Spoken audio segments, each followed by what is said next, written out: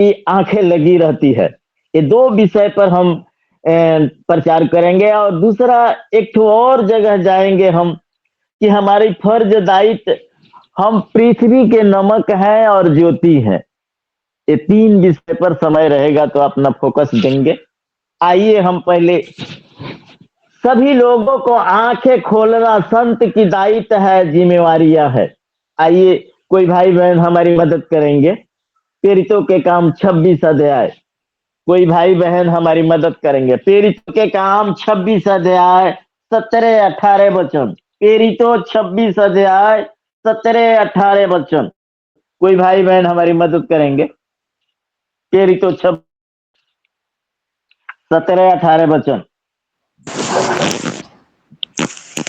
और मैं तुझे तेरे लोगों से और अन्य जातियों से बचाता रहूंगा, जिनके पास मैं अब तुझे इसलिए भेजता हूं कि तू उनकी आंखें खोले कि वे अंधकार से ज्योति की ओर और शैतान के अधिकार से परमेश्वर की ओर फिरें, कि पापों की क्षमा और उन लोगों के साथ जो मुझ पे विश्वास करने से पवित्र किए गए हैं मीरास पाएं। आमीन आमीन। आमीन आमीन। यहाँ साफ साफ वचन लिखा हुआ है। आपको परमेश्वर जिम्मेवारी दिया है, दायित्व दी है। आप एक अगुआ हैं, आप एक संत हैं, आप एक पास्टर हैं, एक फादर हैं, एक मौलवी हैं। एक अगुआ होने के नाते आप लोगों को बताना है, जिम्मेवारी दी गई है। आपकी रक्षा परमेश्वर करते हैं, करेंगे। आपको रक्षा करके भेजते हैं, आपकी दायित्व दी गई है, जिम्मेवारियां। हमारे साथ खोलेंगे भैया एक ठो और वचन में चलेंगे हम। यशाया 42:6-7। यशाया 42:6-7।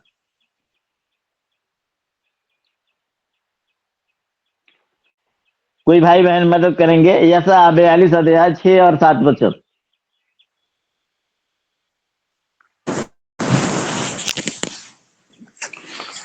मुझ यहोवा ने तुझको धर्म से बुला लिया है, मैं तेरा हाथ थाम कर तेरी रक्षा करूंगा। मैं तुझे प्रजा के लिए वाचा और जातियों के लिए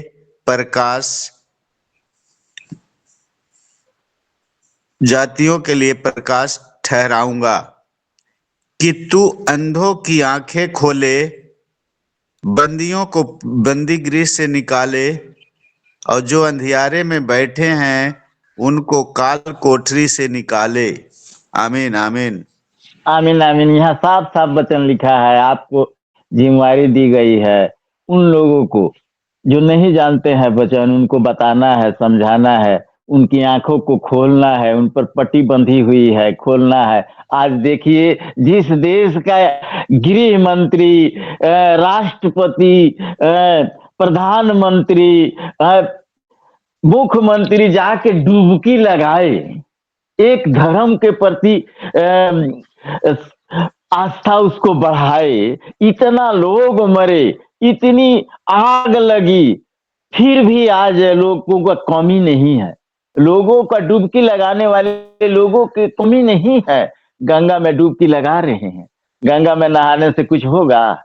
गंगा में नहाने से पाप तरण हो जाएगी, हमको पुण्य की प्राप्ति होगी। लोग समझते नहीं है। भैया बहन, सबसे बड़ी दान है अन्नदान। आपके यहाँ जो भी आवे उनको खिलाइए। हो सके तो अन्नदान कीजिए, अन्नदान कीजिए। आइए भैया एक वचन और हम यशाया में ही देख लेंगे। 60, यशाया 60:1-2। 60 के 1-2। यशाया में 60 के 1-2। उठ, प्रकाशमान हो, क्योंकि तेरा प्रकाश आ गया है और यहोवा का तेज तेरे ऊपर उदय हुआ है। देख, पृथ्वी पर तो अंधियारा और राज्य के लोगों पर घोर अंधकार छाया हुआ है, परंतु तेरे ऊपर यहोवा उदय होगा और उसका तेज तुझ पर प्रकट होगा। आमीन आमीन। आमीन आमीन आमीन आमीन। उठ प्रकाशमान हो, अभी समय आया है। अभी तो खेत इतना न पका हुआ है कि जितना लोग नहीं है काटने वाले, उतना लोग पास्टर नहीं है, उतना लोग अगुआ नहीं है। अब अगुआ लोग भी डरते हैं कहीं जाने आने में। इस प्रकार का हमारा सिचुएशन है, इस प्रकार का हमारा फील्ड में भी जाने के बाद आदमी डर जाता है। आइए हम एक वचन को और देखेंगे। हम इस पृथ्वी के नमक है, ज्योति है। मती, मती के किताब 5 अध्याय 13 सूरह। मत्ती के किताब 5 अध्याय 13 सूरह, 13 से 16। कोई भाई बहन हमारी मदद करेंगे। मत्ती 5 अध्याय 13 और 16, 13 से 16 वचन तक पढ़ेंगे। तुम पृथ्वी के नमक हो, परंतु यदि नमक का स्वाद बिगड़ जाए तो वह फिर किस वस्तु से नमकीन किया जाएगा?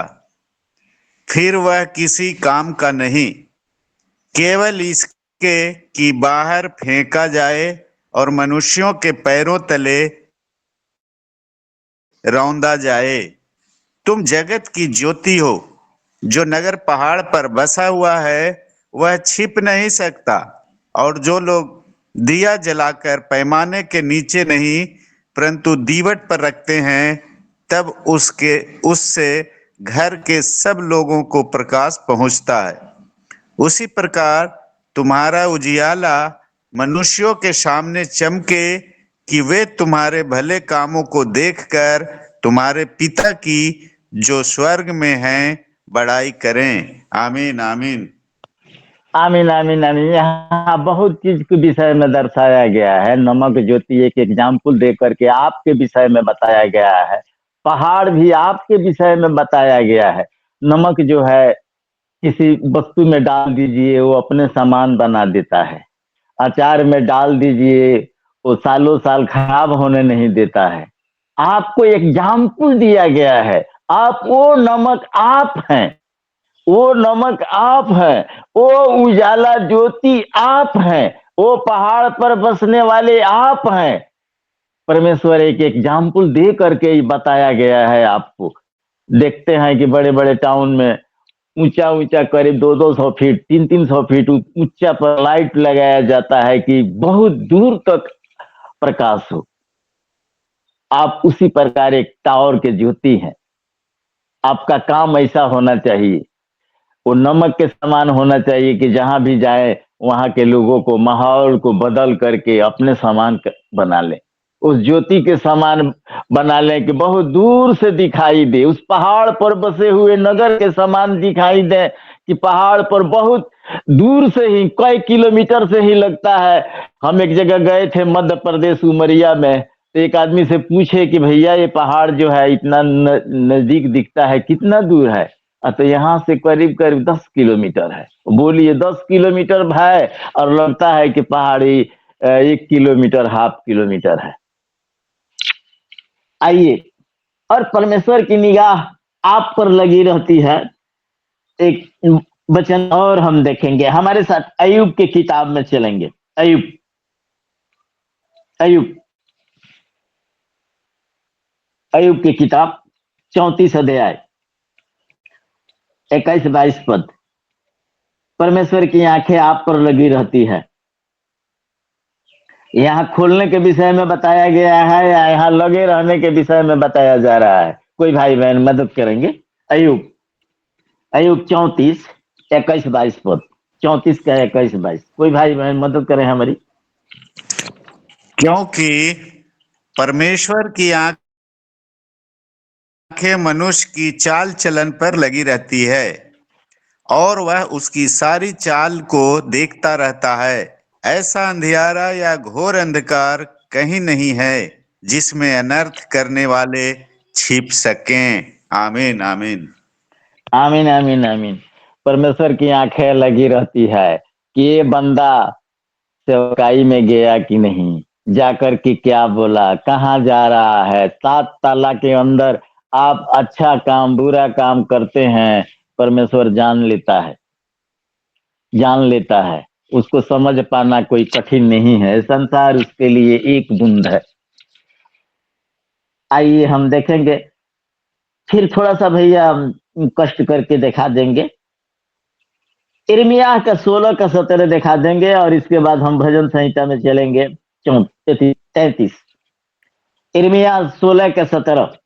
इर्मिया 16 का 17।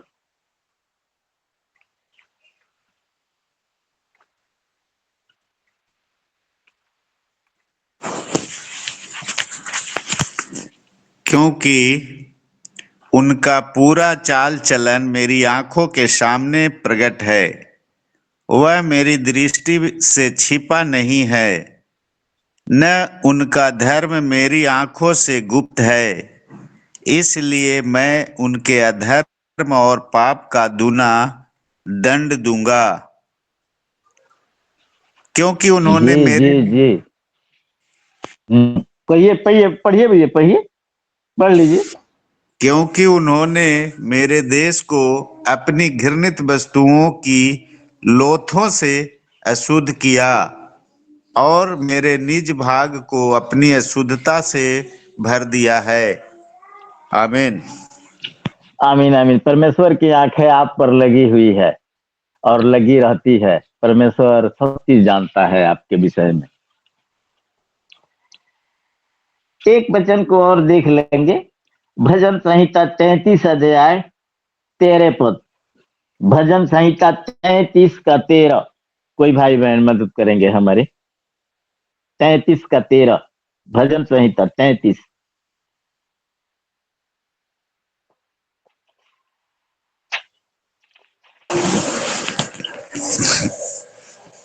यहोवा स्वर्ग से दृष्टि करता है, वह सब मनुष्यों को निहारता है।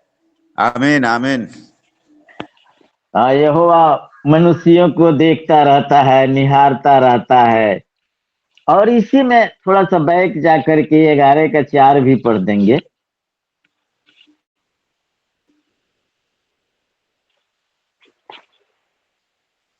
11 का 4। परमेश्वर अपने पवित्र भवन में है, परमेश्वर का सिंहासन स्वर्ग में है। उसकी आंखें मनुष्य की संतान को नित्य देखती रहती हैं और उसकी पलकें उनको जांचती हैं। आमीन आमीन। आमीन आमीन आमीन। परमेश्वर आपको देखता रहता है, जांचता रहता है। एक वचन और ले लेंगे, इसके बाद तो हमारा समय पूरा होने वाला है। नीति वचन 5 के 21।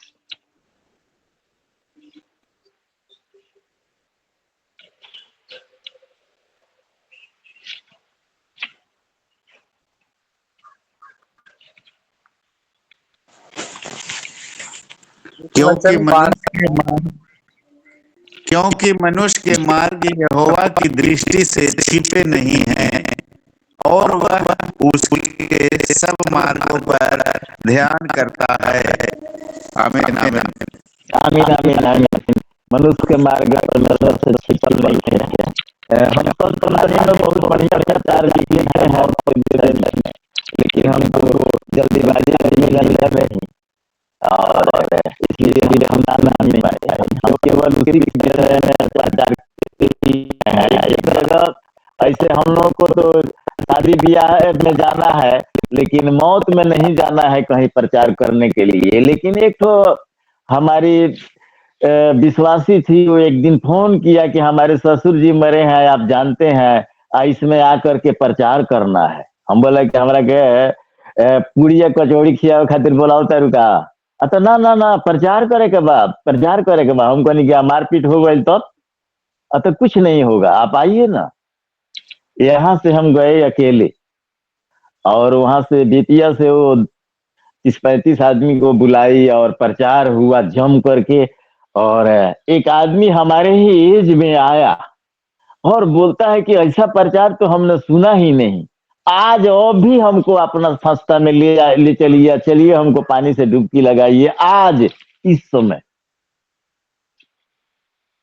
तो प्रचार है, लेकिन आदमी हम लोगों को ऐसे अगुआ लोग मना किया है कि आपको श्राद्ध में जाकर के प्रचार नहीं करना है। और वो आदमी आज भी मिशन में है, जीवित है आज भी।